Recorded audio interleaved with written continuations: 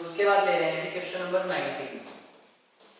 Question number 19 में है test the continuity of the function. Okay, test the continuity, test the continuity of the function, test the continuity of the function at x equal to 0 where, जहां पर हमें fx की value दी गई है। क्या दी गई है? Modulus x upon x। ये कब है? If x is not equal to 0। 1 के इक्वल कब है?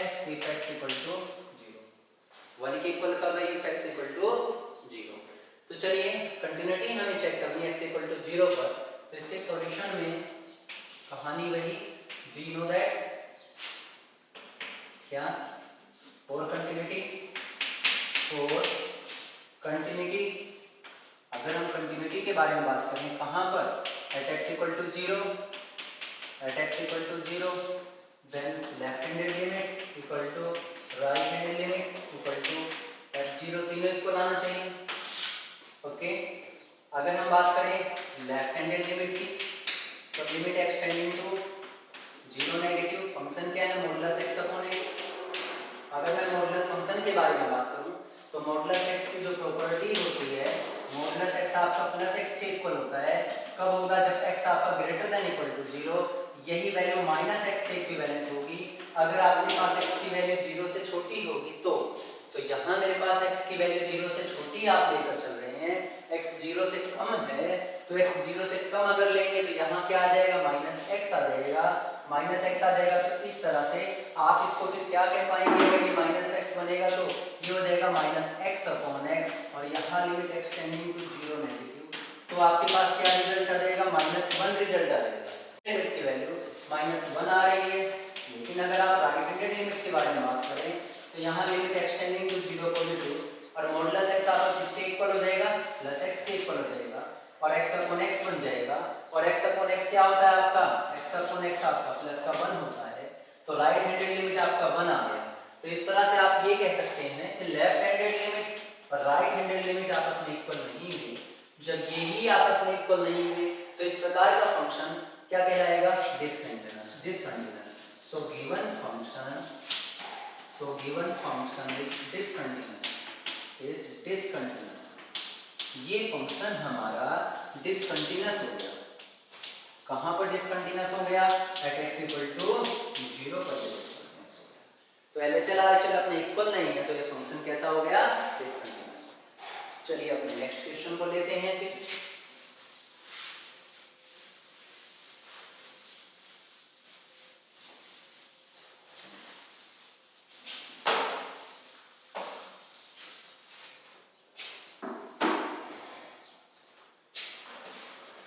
प्रॉब्लम है यहाँ फिर से, discuss the continuity, discuss the continuity, discuss the continuity, continuity at x equal to 1। x equal to 1 पे हमें कंटिन्यूटी डिस्कस करनी है, और हमारे पास जो फंक्शन fx है वो क्या है?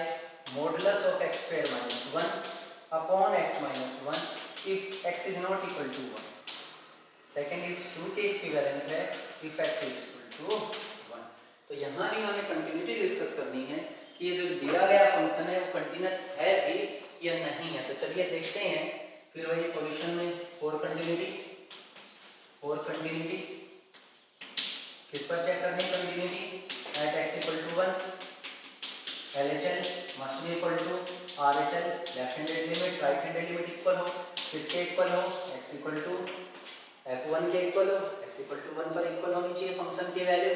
तो चलिए अगर हम लेफ्ट हैंडेड लिमिट के बारे में बात करें तो यहाँ x is not equal to 1 है, तो LHL भी यही होगा, RHL भी यही होगा, सेम फंक्शन अप्लाई होगा। तो चलिए सेम फंक्शन अप्लाई होगा तो कोई सा एक निकाल लो। Limit extending to 1 negative, function क्या है? Modulus of x square minus 1। यहाँ कितना? x minus 1। अगर मैं modulus of x square minus 1 के बारे में बात करूँ तो चलिए एक से कम के लिए चेक करते हैं वैल्यू नेगेटिव आएगी या पॉजिटिव आएगी। एक से कम के बारे में डिस्कस करते हैं। Modulus of x square minus 1 है अपने पास ही, तो मॉडुलस x स्क्वायर माइनस 1 का मतलब modulus x minus 1 into x plus 1, और यहाँ कितना? x माइनस का 1 यहाँ कितना x माइनस का 1। अगर मैं एक से छोटी वैल्यू लेता हूँ, मान लीजिए मैंने 0 ले लिया, तो 0 ले लिया तो ये तो पॉजिटिव है, ये कैसा आ गया नेगेटिव। तो कहने का मतलब एक से छोटी के लिए ये फंक्शन की वैल्यू नेगेटिव आएगी और मॉडुलस फंक्शन हमेशा पॉजिटिव होता है, तो इसका मतलब इस नेगेटिव के आगे भी नेगेटिव लगा देंगे। तो कहने का मतलब ये हुआ कि हमारे पास अगर एक से छोटी वैल्यू में लेता हूँ, जैसे मैंने 0 कंसीडर कर लिया और x की जगह मैंने 0 लगा के देखा तो 0 माइनस 1 आ गया, यानी इसके अंदर की वैल्यू नेगेटिव आ रही है, नेगेटिव आ रही है तो क्या लगाएंगे, इस नेगेटिव के आगे नेगेटिव लगा दो ताकि ओवरऑल रिजल्ट पॉजिटिव आ जाए, क्योंकि मॉडुलस फंक्शन हमेशा हमें पॉजिटिव वैल्यू देता है। अब इस मॉडुलस को हटा देंगे, अब ये मॉडुलस आपका हट जाएगा क्योंकि एक से कम के लिए नेगेटिव वैल्यू है, तो नेगेटिव वैल्यू के आगे नेगेटिव लगा दिया, बन गया पॉजिटिव। और नीचे कितना x माइनस का 1, और इस x स्क्वायर माइनस 1 के फैक्टर बनाओगे तो x minus 1 into x plus 1 आ जाएगा, और x माइनस 1 से x माइनस 1 कैंसिल। अब रेशनल फंक्शन खत्म हो गया, अलजेब्रिक फंक्शन बन गया। अब ये तो direct apply the limit, x की जगह 1 लगा लो, तो 1 लगाओगे तो माइनस 1 इंटू 1 प्लस 1 2, तो रिजल्ट आ गया माइनस का 2। तो लेफ्ट हैंडेड लिमिट कितनी आ गई, माइनस 2, और x इक्वल टू 1 पे वैल्यू कितनी है 2।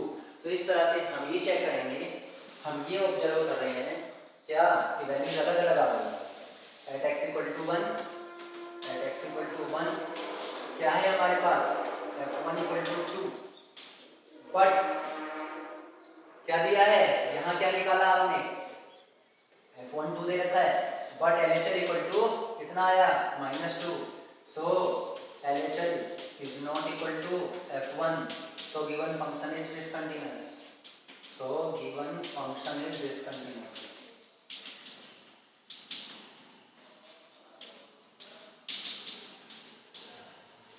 at x equal to 1, ये फंक्शन इस तरह से डिसकंटिन्यूअस हो गया। Okay, next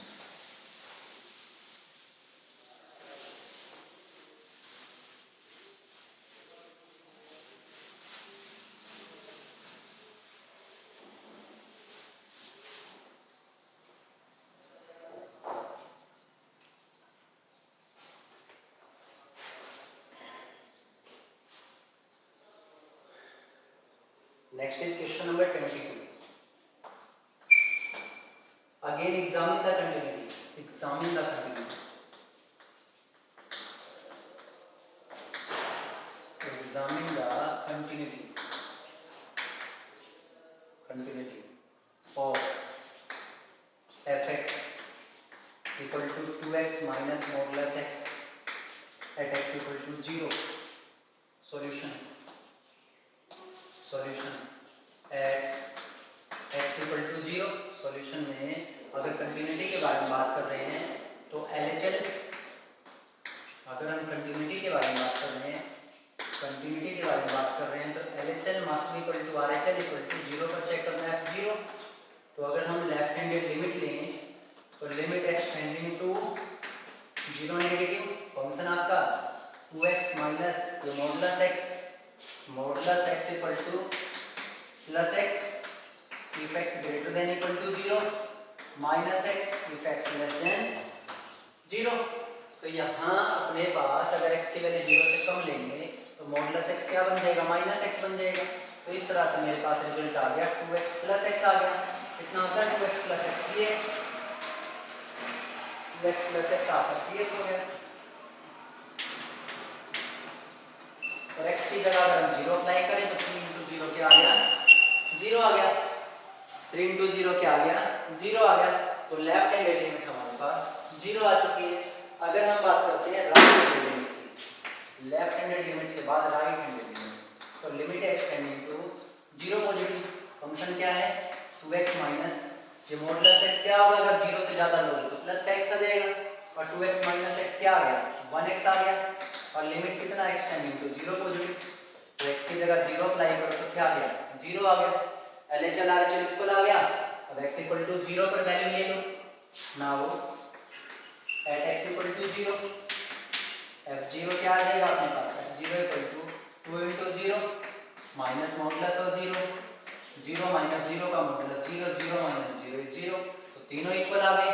so we can say हम क्या कह सकते हैं, left handed limit, right handed limit, और 0 पर जो वैल्यू आएगी तीनों आपस में इक्वल है, so the given function is continuous. आपका जो फंक्शन है वो कंटीन्यूअस आ जाएगा। कहाँ कंटीन्यूअस आ जाएगा? इक्वल टू 0 पर कंटीन्यूअस आ जाएगा। ओके, तो इस तरह से मॉडुलस फंक्शन को आप ब्रेक कर सकते हो। पहले भी ब्रेक कर सकते थे, अदरवाइज हमने डायरेक्ट ब्रेक कर दिया।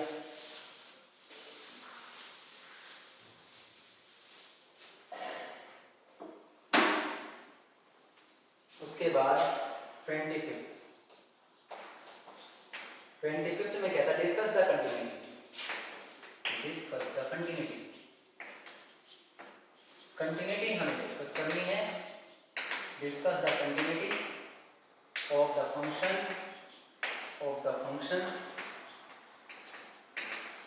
फंक्शन कौन सा है?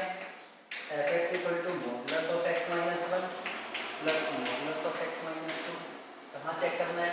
at x = 1 and x = 2।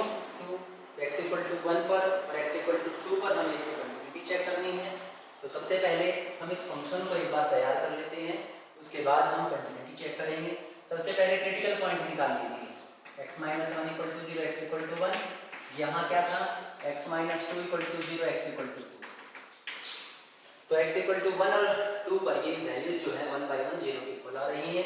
तो चलिए देखते हैं। सबसे पहले हम फंक्शन को लेने जा रहे हैं, इस फंक्शन की वैल्यू को लिखने जा रहे हैं जब x की वैल्यू 1 से छोटी है। इफ x लेस देन, यहाँ हम 3-4 केस लेंगे। x की वैल्यू 1 से छोटी है पहले, तो फिर 1 से 2 के बीच में लेंगे, फिर 2 से ज़्यादा लेंगे, फिर x की वैल्यू लेंगे 1 से 2 के बीच में, फिर x की वैल्यू लेंगे ग्रेटर देन 2। ये 3 बातें हम यहाँ डिस्कस करेंगे। तो सबसे पहले ये 1 से 2 में यही बना, 1 से छोटा, 1 और 2 के बीच और 2 से ज़्यादा। तो चलिए देखते हैं 1 से छोटा। अगर ये वैल्यूज 1 से कम लेंगे, 1 से कम लेंगे दैट इज 0 ले लो। तो 0 - 1 नेगेटिव आ गया, नेगेटिव आ गया तो इसके आगे नेगेटिव का साइन लगा देंगे 1 से कम के लिए। 1 से कम यहाँ भी मैंने 0 लिया तो 0 - 2 तो नेगेटिव आ गया, तो यहाँ भी नेगेटिव का साइन, जब मॉडुलस हटाओगे तो नेगेटिव का साइन लगा दीजिए। तो 1 से कम के लिए हो गया। अब मैं कहता हूँ x की वैल्यू 1 से 2 के बीच में, 1 भी ले सकते हो, 1 से 2 के बीच में चेक करना है मुझे। मान लीजिए 1.5 लेना है मैंने, 1.5 - 1 पॉजिटिव आ गया, पॉजिटिव आ गया तो पॉजिटिव के लिए ये फंक्शन ऐसे का ऐसा रहता है। और प्लस में अब मैंने 1.5 यहाँ भी लिया तो 1.5 - 2 वैल्यू सेम लेनी है, तो नेगेटिव आया तो नेगेटिव आया तो नेगेटिव का नेगेटिव लगा दिया मैंने यहाँ, ताकि ओवरऑल रिजल्ट पॉजिटिव बन जाए। अब मैं कहता हूँ x की वैल्यू 2 से बड़ी, तो 2 से बड़ी मान लीजिए 2.1 ले लिया, तो 2.1 - 1 पॉजिटिव आ रहा है, तो पॉजिटिव आ रहा है तो पॉजिटिव वाले के आगे पॉजिटिव लगा दो, ताकि रिजल्ट हमेशा पॉजिटिव ही रहे। यहाँ 2.1 - 2 सेम है, पॉजिटिव आ रहा है, तो पॉजिटिव आ रहा है तो ये भी ऐसे का ऐसा। तो इस तरह से हमारे पास ये जो फंक्शन f(x) आपका तैयार हुआ वो क्या तैयार हुआ देखिए। तो सबसे पहला काम था फंक्शन का तैयार करना। तो यहाँ देखिए क्या बनेगा, अगर हम इसे खोलेंगे तो माइनस का x प्लस का 1 माइनस x प्लस 2, तो माइनस x हो जाएगा माइनस का 2x और 1 और 2 कितना हो गया 3, तो माइनस का 2x और प्लस का 3। तो आपका जो फंक्शन है वो -2x + 3 है।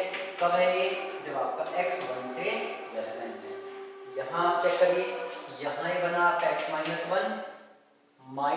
+ 2, तो x से कैंसिल आउट, -1 + 2 क्या आ जाएगा 1 आ जाएगा, तो ये वैल्यू 1 के इक्वल है। ये 1 के इक्वल कब है? जब x की वैल्यू 1 से 2 के बीच है। यहाँ कितना है? x + x 2x और -1 - 2 -3, ये कब है?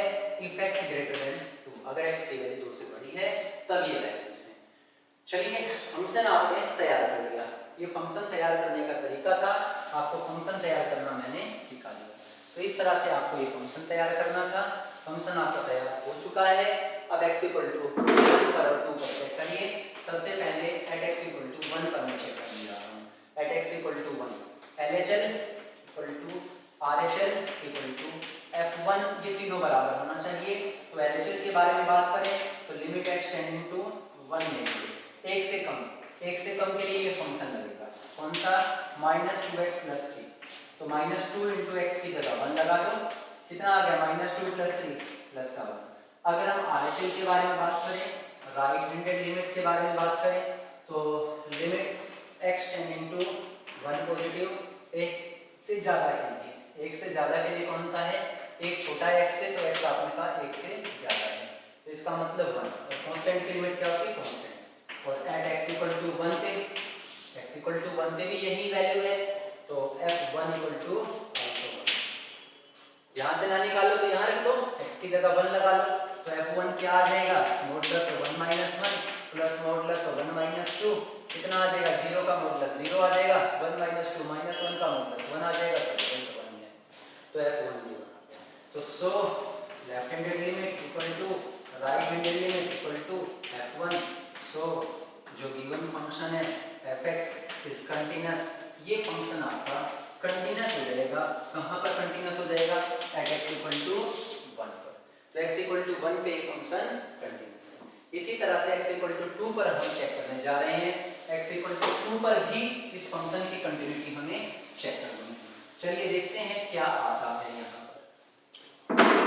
At x equal to 2 also, at x equal to 2 also left handed limit, left handed limit, limit extending to 2 नहीं, फंक्शन कौन सा है, 2 से कम के लिए, ये 2 से कम के लिए फंक्शन है, यानी ये कांस्टेंट है, और कांस्टेंट की लिमिट कांस्टेंट है। राइट हैंडेड लिमिट के बारे में बात करें तो लिमिट एक्सटेंडिंग टू 2 पॉजिटिव, 2 से ज्यादा के लिए कौन सा फंक्शन है, 2x माइनस 3, 2x माइनस 3।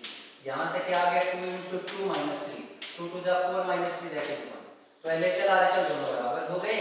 और limit of the given function at the point x equal to 1 कितना दिया है, sorry at the point x equal to 2, यहाँ से ये वैल्यू x इक्वल टू 2 पर ले लो, यहाँ ले लो, एट x इक्वल टू 2 क्या आ जाएगा अपना f2 equal to modulus of 2 minus 1 plus modulus 2 minus 2, 2 minus 1 1, 0 का मॉडुलस 0, 1 का मॉडुलस 1, रिजल्ट आ जाएगा। तो सो क्या आ गया, left handed limit equal to right handed limit equal to f2। So fx is continuous, कहाँ कंटीन्यूअस हो गया, x इक्वल टू 2, कंटीन्यूअस है x इक्वल टू। तो इस तरह से आपका फंक्शन कंटीन्यूअस हो गया। Hence completion of this exercise, ये आपकी एक्सरसाइज 6.1 कंप्लीट होती है। उसके बाद आता है कंटिन्यूटी ऑफ ए फंक्शन। एक फंक्शन की कंटिन्यूटी के बारे में बात करें किसी इंटरवल के अंदर, किसी इंटरवल में कंटिन्यूटी के बारे में बात करें, तो चलिए देखते हैं क्या कुछ है।